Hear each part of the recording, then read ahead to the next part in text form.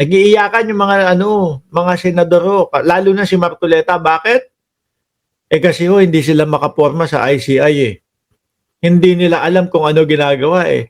Pero ito yung sabi nga ni Montulfo, hindi daw si Marcoleta yung nakatanggap o tumanggap ng 120 million. Hindi ho si Marcoleta yun. Sabi ho ni Ramon Tulfo. No, kasi sabi doon sa kwento ni Ramon Tulfo, merong isang mambabatas na ang presyo 1 billion.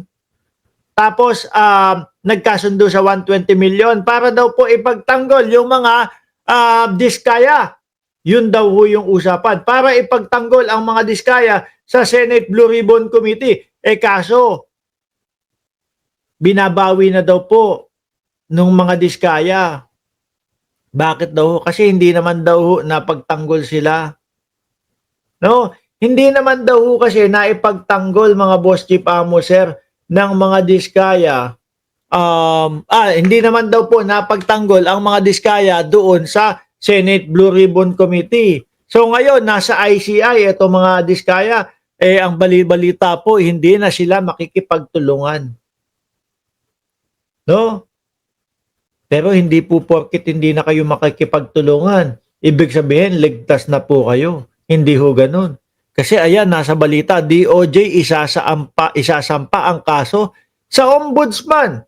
Mga diskaya, may tinatakpan sa flood scam daw ho. Sino kaya iyon? Kasi dito, base dito, sa balita, DOJ isasampa ang kaso sa ombudsman, mga diskaya, may tinatakpan sa flood scam. Sino kaya iyon? Sabi, hindi pa kontento ang DOJ sa mga inilalahad na mag-asawang kontraktor na sina Curly at Sara Diskaya kaugnay ng umano'y irregularidad sa mga flood control. Ang nakikita ho yata ng ICI mga kababayan, yung CLTG, ABCD, EFG ni Bongo. CLTG. Ano yung C? Christopher. Ano yung L? Lawrence. Ano yung T? Tesoro daw. Tapos yung G? Go daw ho. Ayaw yatang ilaglag ng mga diskaya. May nakita ho kasi ako na balita na mukhang ang iniimbestigahan ho ng ICI ngayon, mga boss chief amo sir, kung ano ang kaugnayan ng CLTG at ng mga diskaya.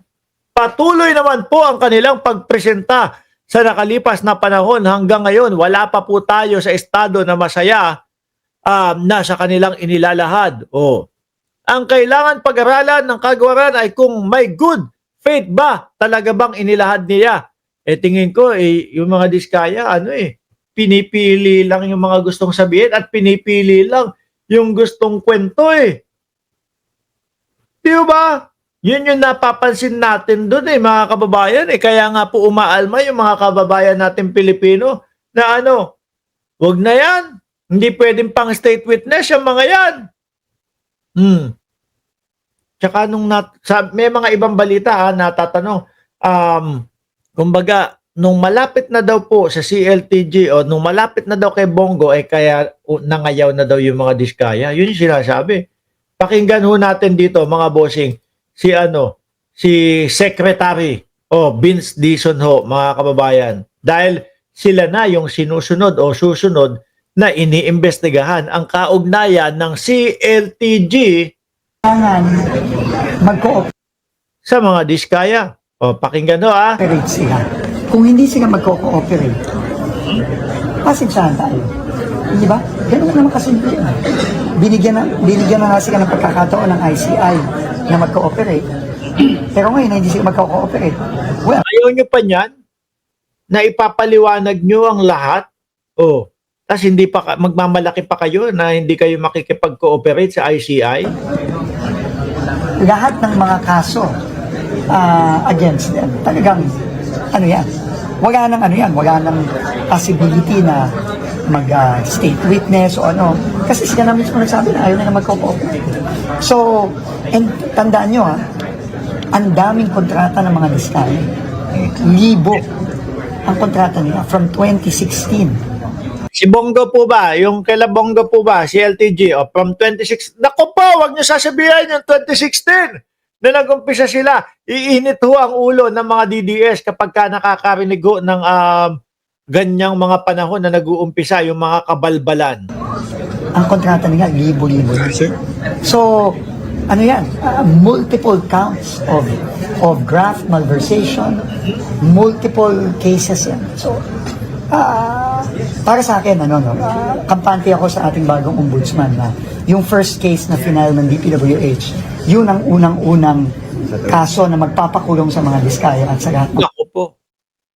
Sabi ko sa inyo, madam Curly, pamahagin nyo kaya sa amin yung ibang pera nyo.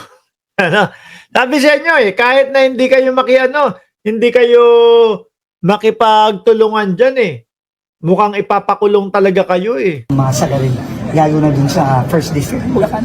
Sir, si Ombudsman, he said that Sandali, may tanong si Ronel dito, Fernan. Mark! Kailan ang sesyon nyo? Kasama si Senator Trillanes sa Birahan TV sa Biyernes alas 9 ng gabi. Makakapanayan po natin si Senator Trillanes. Dating Senador Trillanes sa Birahan PH. No? Papakita ko sa inyo mamaya kung saan nyo matatagpuan yung Birahan PH. Okay? sila Vizcaya, to put it bluntly, sabi niya, is protecting probably si SBG. Senator Bongo. Yeah. Ayan na. SBG. Senator Bongo, pinaprotektahan. Banat. What do you think of it? Well, paulit-ulit sinasabi ng Pangulo na kahit sino yan at kahit previous administration niya, wala siyang sisinuin, wala siyang sasantuin, lahat kailangan managot dito. At in fact, nag-usap na kami ni Ombudsman. Ang sarap po siguro kung mabibigyan pa ng panibagong 10 taon ng Pangulo na manungkulan manilbihan bilang presidente, mas malayo pa po ang mararating ng mga investigasyon at mas marami pang mga masasakote na mga magnanakaw sa gobyerno.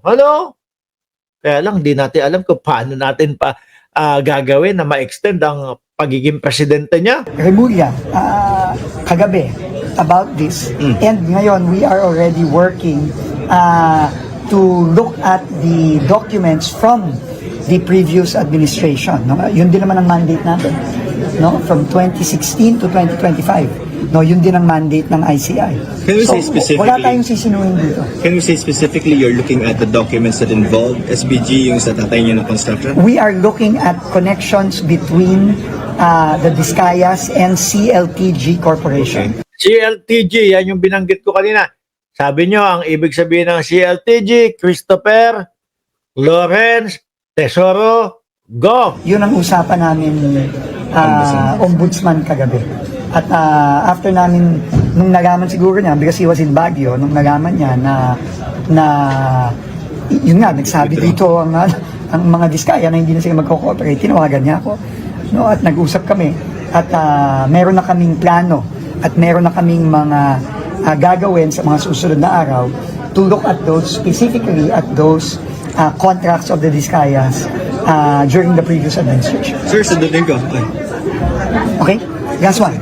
Sir, I know it's the decision of the commission, but if kayo yung tatanungin, would you support live streaming the ICI hearings? Kasi Yan. Ako gusto ko ma-live Kaya lang nagegets ko din yung gustong mangyari ng ICI na hindi makapagpasok o hindi makapaepal yung mga ibang mga politiko para ipagtanggol yung ibang mga politiko, yung mga kapwa nila politiko, kagaya nung ginawa ni Marcoleta, biglang merong surprise visit na kesyo daw witness siya. even the bycans, It's not for me to decide. No, it's not for me to decide. We have to have full faith in the ICI, in the integrity and credibility and processes of the ICI, and I fully support whatever the ICI decides. Sir, Sir, last. but do you think the ICI should reconsider requesting for a contempt power? Well, again, no, that is above me. No, that is up to the ICI. No, that is up to the ICI to either do or not do, or reconsider or not reconsider. So, basta ako, we have full faith in the ICI, in the members of the ICI, and in their processes. Sir, SBG, kundi lang, you worked with the Duterte administration. Yes. As anong deputy... Grabe, ano, ayan nasasama na din si Bongo. Implement I held 3 positions.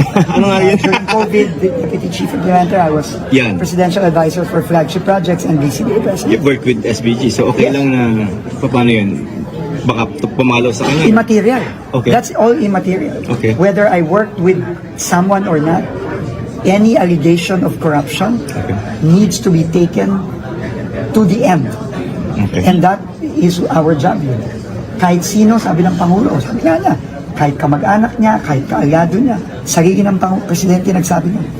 So, Walang sasantuhin. Mag-iiyakan na naman mga DDS. Sasabihin na naman, ako, pinupolitika nyo lahat ng mga Duterte senators. immaterial yan. Kung nakatrabaho ko o nakasama ko, immaterial. Kung saan ang ebidensya at yun ang ginagawa namin ngayon together with the Ombudsman, we're already looking at the evidence, starting to look at the evidence from the previous administration, and wherever the evidence will take us, it doesn't matter.